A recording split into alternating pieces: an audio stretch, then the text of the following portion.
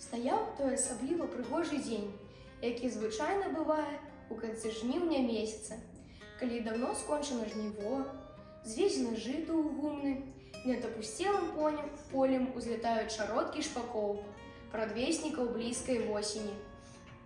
Зямля здаецца лёгкай, бязважкай, яна ўся дыхае цішай, спакоем.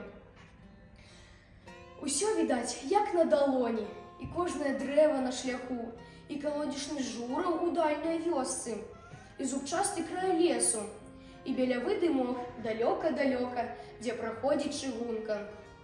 Нават бачыш, як трапечацца жаўцелы ліст на бліжняй бярозе, як высока-высока ў небе ляціць няведама куды самотная павуцінка. Над кумчастым шаранай пацешнай узнімаецца бусел, паважна ляціць над полем, выцягнуўшы ўперад сваю задуменную дзюбу. «Наш бусел!» – ганарыста гаворыць Міколка. «Хваліся!» – смяюцца хлапчукі. «Што не бусел, дык твой! А вот жа наш, глядзіце!